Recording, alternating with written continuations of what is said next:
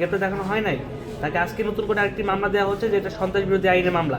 এবং এই আমি লেট মি ফিনিশ। সন্ত্রাস বিরোধী কাজ করছেন, সেই ক্ষেত্রে আপনারা সেই মামলা দেখিয়ে আপনাদের অ্যারেস্ট দেখাতে পারতেন। এখানে উনি তো অ্যাক্টিভই ছিলেন না। আচ্ছা, ওনার ফেসবুকে যেই গগনের সূর্য নামক যে ফেসবুক আইডিটা, সেই আইডিতে দেখা যাচ্ছে যে প্রতিনিয়তই যেই নিষিদ্ধ কার্যক্রম দল তাদের এটা একমাত্র প্রচারণা বা তাদের পক্ষে তারা এটা তো উনি ওয়াচ করেন, ঠিক আছে, দেখেন, দেখার পরবর্তীতে যদি উনি এখনো ফেসবুক সেভাবে ইউজ করতে জানেন না, এটা একটা ফ্যাক্ট, ঠিক আছে, ফ্যাক্ট। এবং অনেক কিছুই উল্টাপাল্টা উনি শেয়ার দেন সবসময়। ওনার নামের সাথে ওনার কার্যক্রমের সাথে কি গগনের সূর্য নামটা যায়?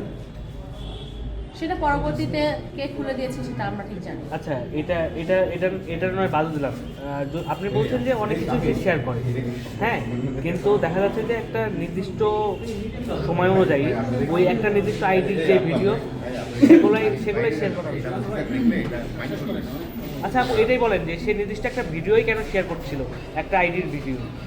সে তো করলে অনেক কিছু করতে পারতো। সে জামাতের একটা প্রোগ্রামের ভিডিও শেয়ার করতে পারতো, বিএনপির একটা পারতো, সে কেন নির্দিষ্ট আওয়ামী লীগের ভিডিও শেয়ার করতো? জামাত এগুলো বাদেও তো সে করতে পারে। উনি এখন কোনটা শেয়ার করেছেন এটা ওনার প্রোফাইল দেখলে বোঝা যাবে, এটা তো আমাদের ডিটেলসে জানা নেই, ঠিক আছে, সেটা উনি দেখতো, ঠিক আছে, কিন্তু সেটা থেকে দেখা থেকে যে শেয়ার হয়েছে যে সেটা তার জানার মধ্যে না হতে পারে, সেটা আমি বলছি। ওকে, কিভাবে আছেন আমাকে বলেন।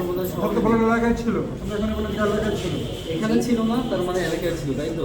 হ্যাঁ, সেটা 5 আগস্ট পর্যন্ত বলেছি আমি কিছুদিন পর পর্যন্ত বলেছি। উনি 5 আগস্ট থেকে উনি ঢাকাই আছেন। 5 আগস্টে উনি করে চলে আসছে, এরপরে আর নাই।